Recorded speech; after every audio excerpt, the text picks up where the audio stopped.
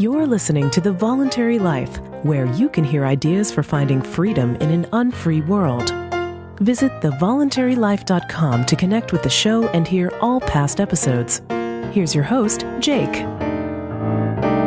Hi, it's Jake here. Welcome to The Voluntary Life. This week's episode is a book review, and it's about a fascinating, challenging, and highly recommended book. But before I get to it, I want to give you all a little update and some personal news. I just want to let you all know that our daughter Freya was born 2.5 weeks ago, and everyone is healthy and happy, and everything went well. We're overjoyed.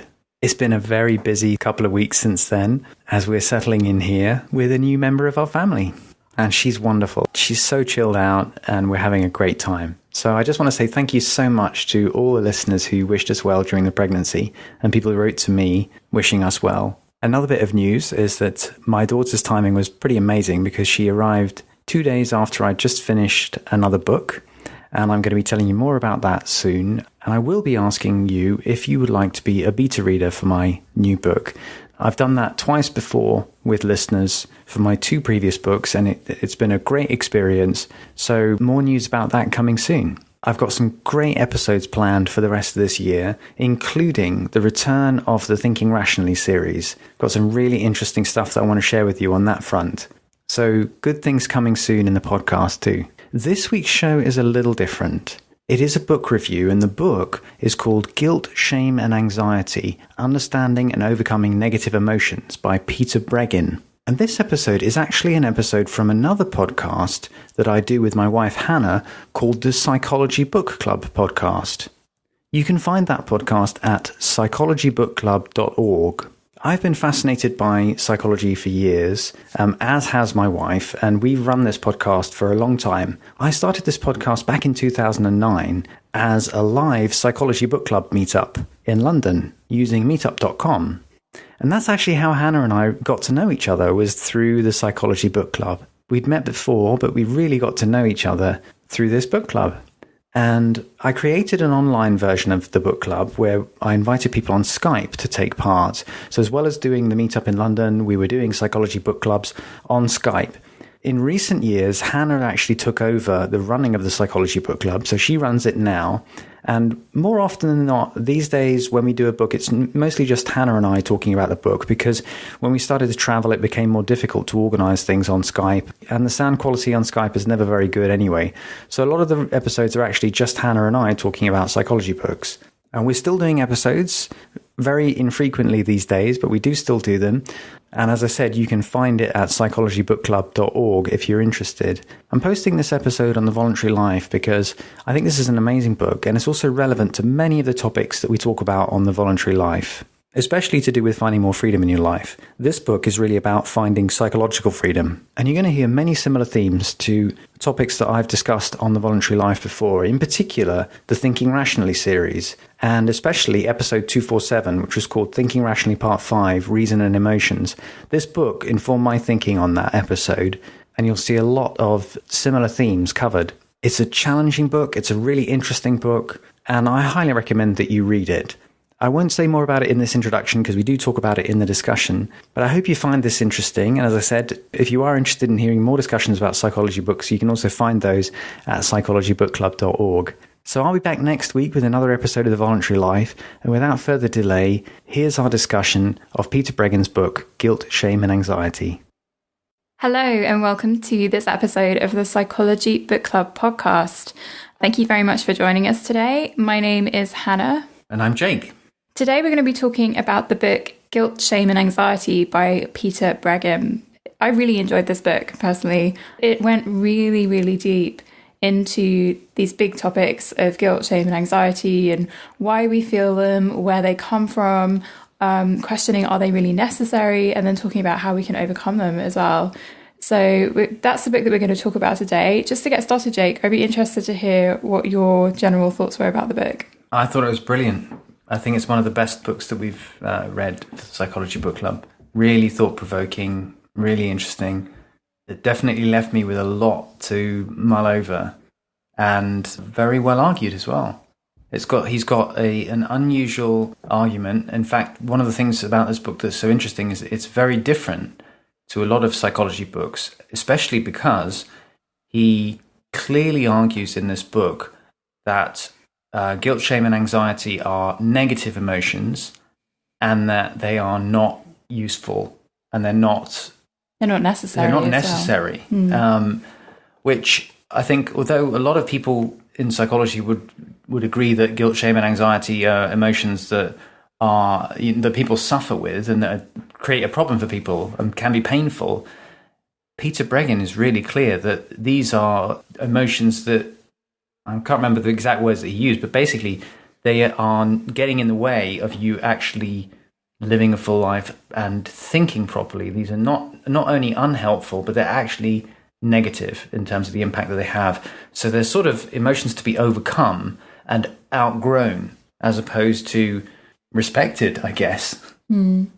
Yes, that was actually one of the parts of the book that I appreciated the most, and that really provoked a lot of internal thought and discussion for me. Initially, I was actually quite skeptical of this idea that not only are guilt, shame, and anxiety not helpful, because from what I've read before, I've very much read around the school of, well, all of these things serve a purpose and they contain messages, and our role as, conscious human beings is to look for what those messages are and sort of think about, okay, well, why am I feeling this thing? And what is the message in that? What is the lesson there for me? Whereas he takes that even further and says, not only are these things not helpful, and as you were just saying, Jake, they end up prompting us or sort of almost coercing us, manipulating us into behaviors that are really counterproductive and really inhibit our growth as people. But he also makes a point that they're not necessary. And this was the part that I really grappled with for quite a long time after reading the book, because again, I've read and I've heard that not so much shame. Shame is very widely talked about in psychology as being an unhealthy and unhelpful emotion. But guilt in particular, the way that I have thought about guilt and the way that I've sort of been taught about guilt is that guilt is quite a helpful emotion, because it sort of points out to us when we have behaved in a way that's not in alignment with our values, right? When we've wronged someone, when we've done something that is counter to how we want to be in the world and who we want to be in the world. So I found that idea really, really fascinating. This is a really rich book. There's a ton of stuff in here. And as you were saying, it's a really interesting explanation. But just to go back to the very beginning, he talks about guilt, shame, and anxiety from an evolutionary perspective, which I thought this was really interesting. Yeah, I mean, he's got this evolutionary explanation or theory of guilt, shame, and anxiety, which I found really interesting, which is that guilt, shame, and anxiety are mechanisms for social control, and they were necessary, or they evolved because human beings, because they're so intelligent, they're capable of incredible damage. Like he makes the point that humans are both the most loving creatures and also the most violent of the mammals, I think, or some they have the capacity to be both extremely loving and also extremely violent towards each other. And that in our evolutionary history, we've got this incredible ability to cooperate, and we've made incredible progress as a species because of our ability to cooperate, but also we kill each other all the time. We've got this incredible capability of killing each other. And the idea is that the only way that humans were able to kind of grow as cooperative tribes or groups or basically tribes was by having social control mechanisms. And guilt, shame, and anxiety were essentially the social control mechanisms for controlling the young. And basically, it's a way of controlling kids, is the idea behind these emotions, that guilt, shame, and anxiety stops kids from using violence before they're fully socialized and before they understand like the rules of the tribe and stuff like that. But it's also used as a social control mechanism kind of within human societies as well, primitive societies. And his basic idea is that that's where it comes from, but it's not the only way to prevent violence and to get on together and cooperate. And that's where the whole sort of alternatives that he talks about in terms of how to be loving and how to be rational come in. But the interesting thing that I thought is that it is a very interesting theory about why these emotions evolved, and that they do have a function, but their function was mainly for the benefit of the adults in controlling children and infants. And that, in a way, his whole argument is, you now have to grow out of these emotions that were sort of instilled in you as a way of controlling you as a child. And we as a species kind of have to grow up from using this kind of primitive method of control to using our reason to actually think through these things rather than, these so-called negative emotions. Does that make sense in terms of his theory? Absolutely, because one of the points that he makes is that conflict between violence and aggression and being a very social species, is that conflict is constantly going on in all of us, whether we're aware of it or not. In fact, he has a lovely quote, and he says, no other social creature is as violent as we are. No other violent creature is as social as we are. And that is the constant conflict that as individuals and as a human race, we're constantly living in. As he said, he sort of suggests that guilt, shame and anxiety are these prehistoric emotions, are emotions that people have felt. And I found this quite a comforting thought. He makes the point that even though we feel very alone and burdened by our own guilt, shame and anxiety, that people have been feeling this way for thousands and thousands of years. And you can imagine sort of your ancestors sitting around a fire at some point, feeling all the same feelings about completely different things in a completely different context. But they are very prehistoric emotions in that way. But as you said, they serve a purpose in childhood. He differentiates between morality and ethics. What he suggests is that parents and society often use guilt, shame and anxiety to teach children morality. Whereas as adults, what we want to do is grow beyond that and develop our own set of ethics. The way he describes morality, and I thought this was quite interesting, is that morality is essentially what everyone else around us is doing. Imposes on you. Yeah. And as we all know, if we think about that, examples of that, that's not always the quote right thing, right? Just because everybody's doing something doesn't mean it is actually the right thing to do. And so he separates that morality out from ethics, and he says ethics are your own personal principles. They are the things that as children you're not capable of that level of rationality. You're not capable necessarily of, even though adults try and explain why they are punishing children for certain things and so on in rational terms, children don't necessarily have the mental faculties and the intellectual faculties to have that degree of rationality yet. And so for them, these experiences of punishment, reward, and so on, they get turned into these messages that get based in guilt, shame, and anxiety. And so, he says that as adults, one of the ways that we transcend guilt, shame, and anxiety is to step away from morality and develop our own set of reasoned, logical, and rational principles and ethics. Yeah, it's the difference between not doing something because you're afraid of being caught and punished, and not doing something because you believe it's wrong in yourself. Like, you think this is not the way that I want to live, and these are not the values I want to embody. So the morality side is, not doing something because the tribe is going to punish you or you're going to get found out or something, which is kind of imposed from the outside, to not doing something because you don't think it's the right way to live. And you've kind of internalized and you've got your own ethical value system that has become part of you and your identity as a person, as opposed to just something that you will feel shame because of other people if you don't do something. It's that actually reminds me of the definition. I don't think he talks about this in the book, but it reminds me of the definition of integrity, or one of the definitions of integrity. And I cannot remember where I heard this, but it's a really neat little definition, and it goes, integrity is what you do when no one else is looking. Yeah. And so it's essentially, what your personal set of principles are for you as an individual, regardless of what other people around you are doing and thinking and so on. Yeah, and I think the thing that was really interesting for me is that his argument is that guilt, shame, and anxiety they're very primitive sort of social control tools, and they don't even work in your adult life. They don't even help you. And so his idea is that, it's not that they put you on the right course and that you should sort of trust your feelings, so to speak, because these feelings, his argument is that what they do more than anything else is they immobilize you.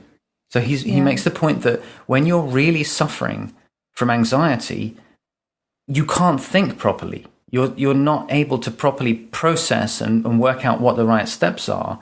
And when you're suffering from shame, you're not thinking properly. You're just kind of immobilized by these feelings.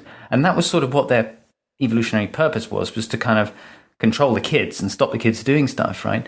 But his point is that you shouldn't trust these emotions in the sense that what they do is they just kind of seize you up and prevent you from actually working out what the right thing to do is and working out how you can move forward and make amends for what you've done. Because he does provide an alternative in this book. It's not that he just says, instead of guilt, shame, and anxiety, do whatever you like and forget about the consequences or something. He definitely provides an alternative. And his idea is that rather than feeling guilty and feeling shame and feeling anxious, what you need to do is make restitution.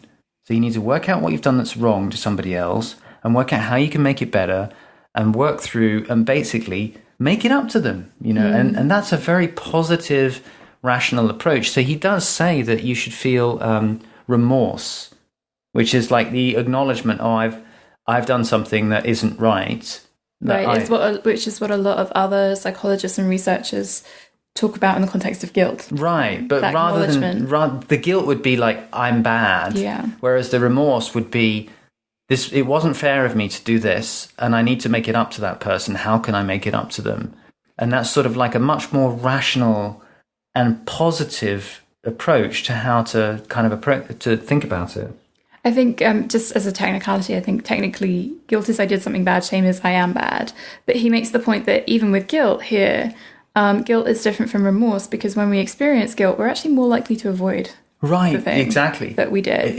So we're more likely to try and not think about it. We're more likely to get defensive in the face of other people. For example, if we've wronged someone, in the face of them bringing it up with us, or in the face of being reminded about what we did. Every time those guilty feelings come up, we're going to try and avoid it. Yeah. And I've just made a couple of quotes here on this. Like he says, for example, to flourish emotionally, we need to question and reject the idea that there is any justification for taking orders from guilt, shame, and anxiety. These negative emotions are imperfect remnants of evolution and child development that impede mature, rational, and loving conduct in adults. So he's really clear that, we just shouldn't be following these emotions. And then he also says, feeling guilty, ashamed, or anxious does not make us better people. It makes us less rational and less effective. If we have committed misdeeds in adulthood, our negative legacy emotions can become so painful that we cannot face what we did to stimulate them. Their demoralizing impact ends up impeding our effort towards personal responsibility and personal growth. So that's exactly what you were just saying, that it's not that it makes you put things right. Actually, it just makes you go and hide under the blanket and not think about it. Yeah. It's a fascinating argument. It is, and I'm still not sure how I feel about it, because I really want to believe that is the case. I agree with what you've just said, the quotes that you read out, but I want to believe it's this idea that, okay, it is possible to live a life without feeling guilt, shame, and anxiety, because, quite frankly, that's not ever an experience I've had, and it sounds great. I think it would be great. And obviously, since reading this book, I've really been thinking about how these three experiences, and he talks about other experiences, like you just said, he connects guilt, shame, and anxiety to helplessness. And he says they're rooted in helplessness. They're inseparable from helplessness. And they're all rooted in a sense of helplessness in different contexts. And I think he also says similar things about anger and about regret and resentment as well. And so from a theoretical standpoint, experiencing life without feeling things like resentment and regret and all of these what he calls negative legacy emotions sounds great. Obviously, I read his words. I can visualize what that looks like, but it's really hard to get a felt sense of, okay, what does that actually feel like? Well, there's one part where he talks about the process, and I think it's interesting what you said, because I don't think he's arguing that you will just never feel these things. The way that he argues it is that, I'll just read another quick quote here. He says, These three steps to emotional freedom can change your life forever. Learn to identify guilt, shame, and anxiety. Learn to reject them. And learn to fill yourself with love for other people, life in its many aspects, and your greater purposes. So I think his point is not so much, just never feel these things, but more like his argument is you need to have a certain attitude towards guilt, shame, and anxiety, which is basically, as he says, to reject them, which is kind of interesting. He's actually saying, like, okay, recognize it and reject it, and instead work out how to make amends and how to use love in your life, essentially, is sort of how he's got a whole series of other arguments about that, which I thought was interesting. And that's a good point, actually, that he is saying, you're right, he is saying, he's not saying you're never going to feel these things or you're never going to have these experiences, but rather he's providing you with an alternative template to how to respond to them. Yeah. I mean, it's sort of like, this is not a very good analogy, but it's sort of like, it's not like you're never going to feel hunger. You will feel hungry, but his argument would be, right, when you feel this, go and eat something. You know what I mean? Yeah. Or like when you feel guilt, shame, and anxiety, then learn to reject that and pursue a different course of action than sort of allowing them to immobilize you. Yep. And I thought that one of the things that was really fascinating is that his argument behind why you should reject them is also that they don't work. Yeah. And that is really interesting because he makes the point that guilt, shame, and anxiety never work on the people that they're really supposed to work on, which are the people who've done bad things, right? So he makes the point that perpetrators of cruelty and things like that, they don't feel guilty because they have justifications for what they're doing, and they feel quite good about hurting the people that they want to hurt. And I thought that was really interesting, is that we imagine that when somebody's behaving really badly, it's because they haven't been shamed, and they need to be shamed in order to stop them behaving badly, so that they feel this guilt and shame. But his point is that doesn't work on the people who you want it to work on, because they have justifications for what they're doing, and rather than feel guilt and shame, they'll just get worse, and they'll actually kind of resist feeling those feelings themselves because they have excuses and they have justifications, which I thought was really interesting. Because I certainly, when you see someone behaving badly, one imagines, how can that person live with themselves? And his answer is they actually can live with themselves very well because they've got all these justifications for what they're doing. Yeah, they are involved in a process of rationalization. It's just not the same kind of rational thinking and ethical thinking that he's talking about. Right, exactly. Yeah, I really like the fact that towards the end of the book, he makes the point as well that not only are guilt, shame, and anxiety, a lot of the book is about our social relationships with other people, about our relationship with ourselves and our relationship with other people as well, and how guilt, shame, and anxiety not only affect our relationship with ourselves, but also inhibit our relationships with other people too. But there's a bit that I really like where he sort of takes this idea that guilt, shame, and anxiety just don't work as emotions, that they're actually counterproductive. And just to read a quote, he says, we're also likely to experience overwhelming self-defeating emotional reactions at exactly the moment that we're contemplating or doing anything new that matters to us. These reactions can overcome us when we're engaging in a hobby or recreational activity that we love. They can overcome us when we merely think about doing something that we've always wanted to do, from finding a better job to improving our marriage to simply enjoying a vacation or a few quiet moments beside a lake. And then he goes on to say, our primeval legacy emotions can hinder us in the most important and productive activities on earth, including raising our children with discipline and love, etc., etc. Right.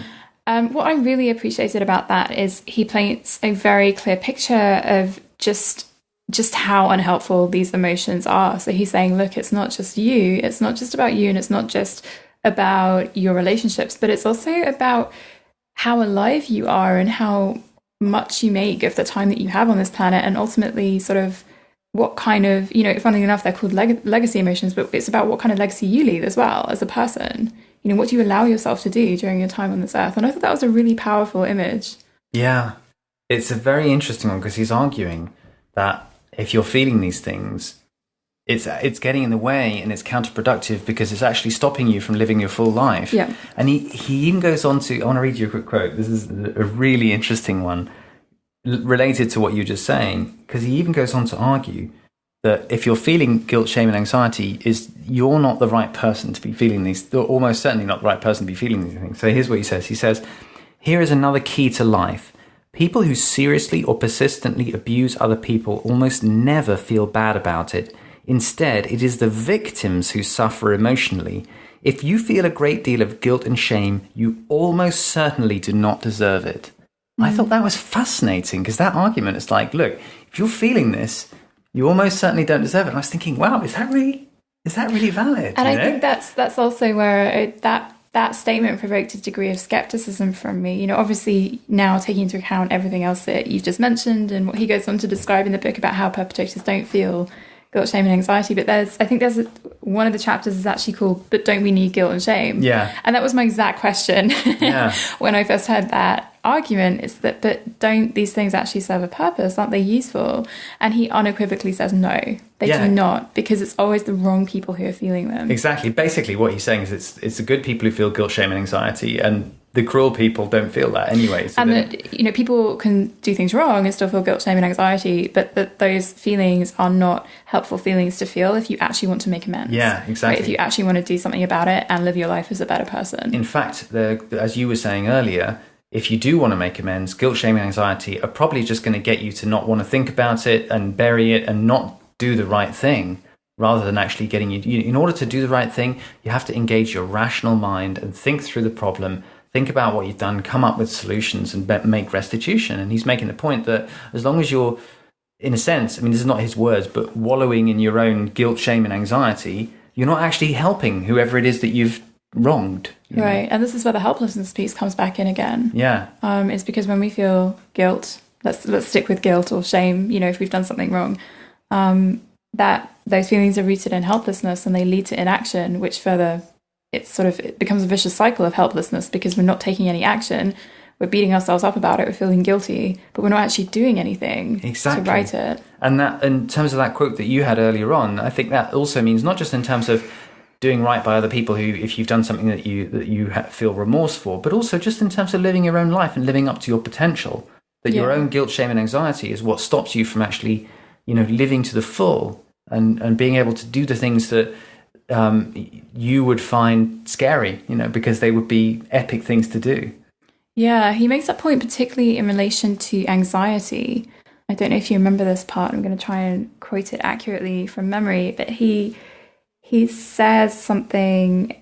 He goes through how guilt, shame, and anxiety most frequently manifest in terms of what people say and how they respond to certain situations. And he says that for anxiety, you know, he'll have people in his office who, from an outsider's perspective, are not really doing anything to try and better their lives or to improve their situation. And they'll sit there saying, I'm trying so hard, I'm doing everything I can.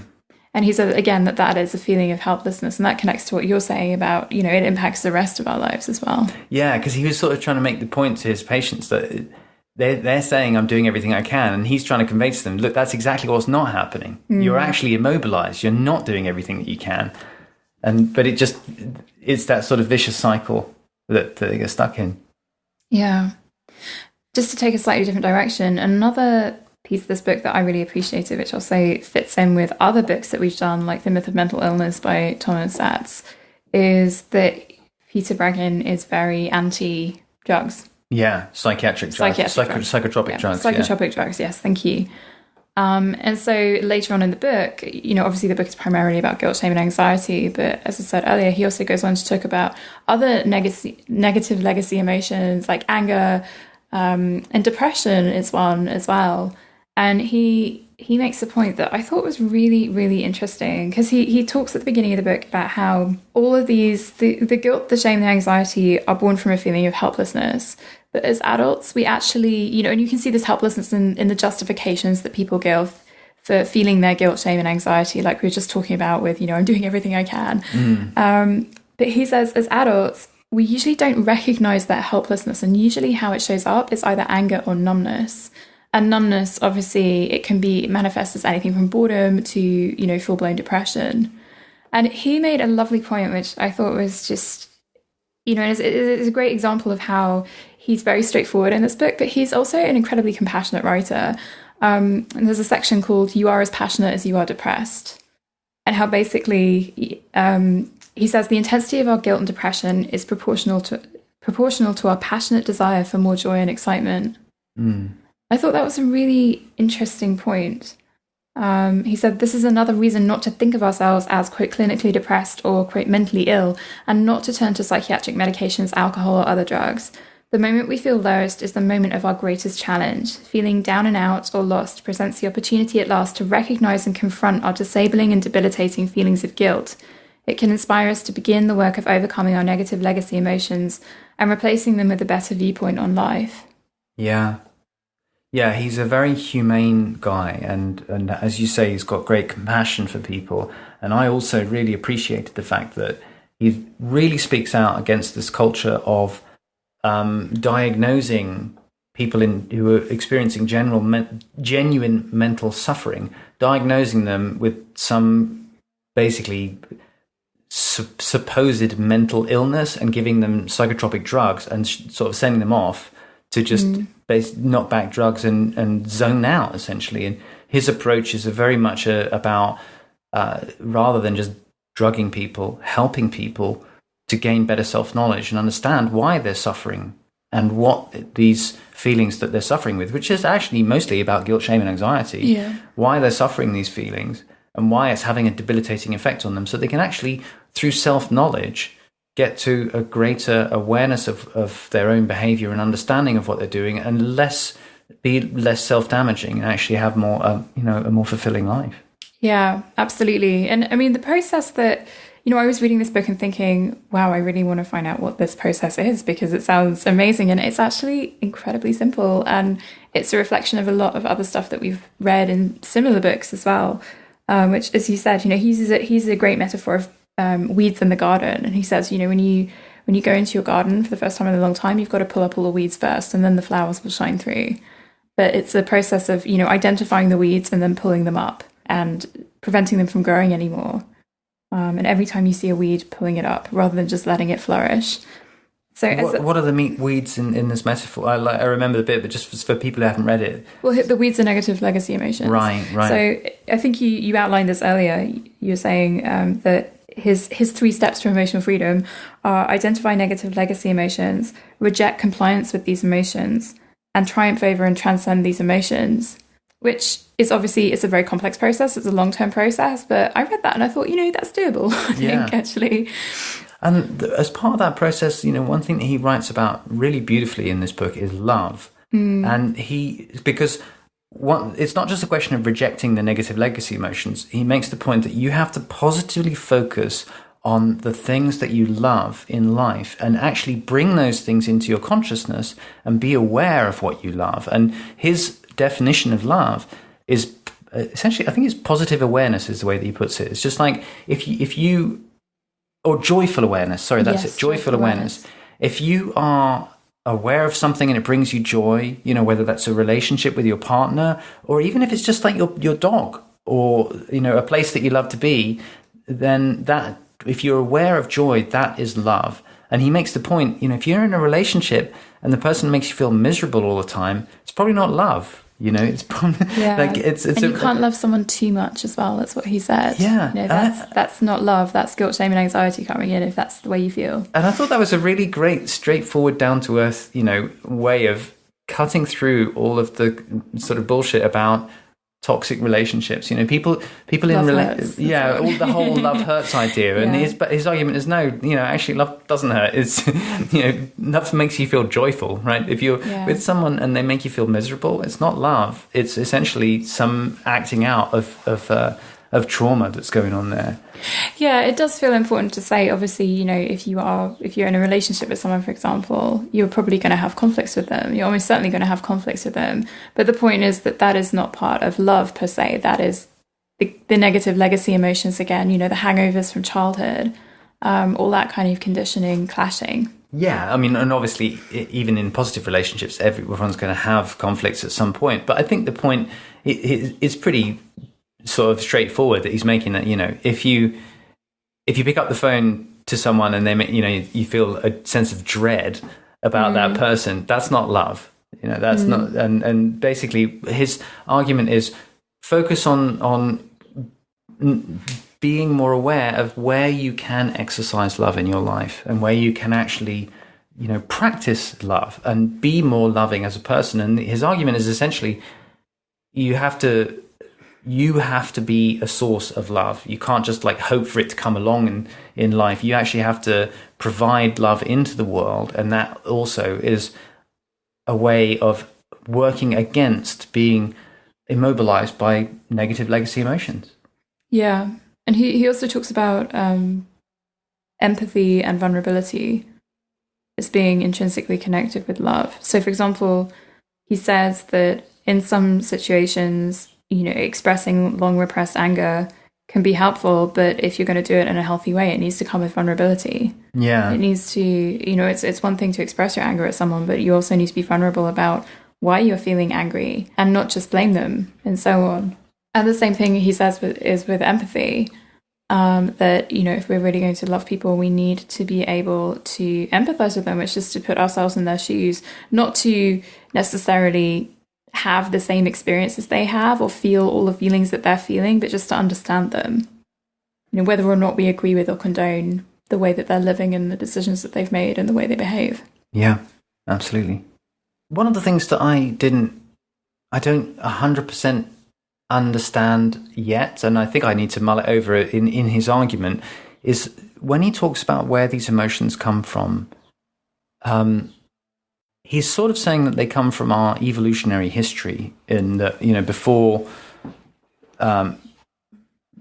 before we were more evolved, we only had guilt, shame, and anxiety as control mechanisms. And before we had more rational thinking and ability to, think these things through, we needed guilt, shame, and anxiety as a species, right? But he's also saying this stuff was used on you when you were a child.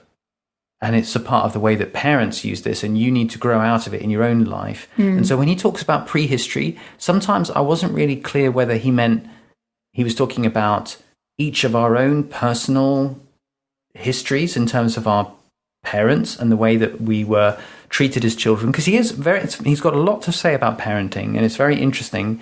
And he talks about, basically overcoming some of the things that probably happened to you as a kid. And he does talk about, all of the abusive types of behavior that can have a huge effect on guilt, shame, and anxiety. If you don't mind me jumping in, he also makes the point that whether or not you've experienced, what would be called child abuse or traumatic events or anything of that nature, that everybody comes out of childhood with some kind of emotional damage, right? It's just inevitable. Yeah. And everybody comes out with some kind of, because of the way that we are raised, and particularly because of the way society uses guilt, shame, and anxiety as well. And this is where the morality versus ethics piece comes in, because society has such a huge influence on the way that we are raised, on the messages that we receive, and the way that we are parented. Like, we all come out with these negative legacy emotions, right? Regardless of, obviously there's different scales of it, different degrees of it. We're all somewhere on a spectrum, but regardless of sort of how great our parents were, or, how they treated us or whatever, that it's actually, I think he uses the word inevitable. Yeah. And I totally understand his argument about how your parents will have had this impact on you and left you with a legacy of guilt, shame, and anxiety. And that's sort of one theory. It's from your parents and your individual childhood. And I also understand this argument about our evolution as a species and how it's from our evolution, that's where it comes from. And sometimes I wasn't sure which one of these was more important to him. He seems to argue from both, and sometimes they also seem to be sort of blended. It's a bit of both. And it's not like a huge important topic, but this is one of the things that I was a little bit unclear about in the book, is that which of these is the most important thing that he's talking about. And when you say most important, do you mean which of these does he seem to think has had the biggest impact on us as we are today? Yeah, exactly. Yeah. And so I just got a little bit, I remember thinking a couple of times, like, okay, well, is it from your own individual childhood that he's really arguing this? Or is he talking about this as coming from our prehistory as a species, is where this comes from? And I guess the reason that is relevant is how much could better parenting minimize the legacy of guilt, shame, and anxiety? How much can you have an impact on it? Because if it's more from parenting, then you can potentially, give your kids a start with no guilt, shame, and anxiety, right? But if it's also more from evolution, then this is something that they're going to have regardless of how awesome a parent you are. And I didn't really, maybe he deliberately doesn't make that 100% clear because he doesn't know himself. I don't know. But I wasn't 100% clear on where that line was. Does that make sense? Yeah, and that's an interesting question. I hadn't thought of that before, but it makes a lot of sense. And just going back to what you were actually saying to me earlier, that, when you say with better parenting, can kids grow up with no guilt, shame, and anxiety? I wonder if the overall summary of the guilt, shame, and anxiety issue is that because of our prehistory, i.e. our ancestors and evolution, and how we've developed to deal with this conflict between being inherently violent beings and also inherently social beings, is to develop guilt, shame, and anxiety. And that with better parenting, it's perhaps not the case that we will raise kids who just don't feel that, but we'll teach them better ways of responding to it and dealing with it. Yeah. They'll be able to recognize it super easily and deal with it better. So because I think the point that he makes in the book is that we have a predisposition to those emotions, these unhelpful negative legacy emotions, and that often this is greatly exacerbated by society and by parenting. That's actually a very good summary of his argument. You're right. He's saying that we've got a predisposition from evolution, but that parents tap into that. And basically, and society, like government, the way that society in general, the way that people talk about other people, a lot of the messages that we receive in our culture are very based in guilt, shame, and anxiety. Yeah. I don't really have anything sort of much more to say about it, except I do want to say I just 100% recommend people read this book. Likewise. I think of all the books that we've read, I've probably said this before, but of all the ones we've read, I think you should read this.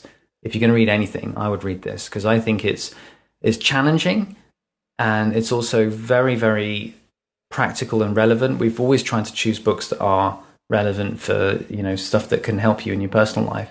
But I think this is a fantastic book. Absolutely, I agree. I wouldn't say this is necessarily...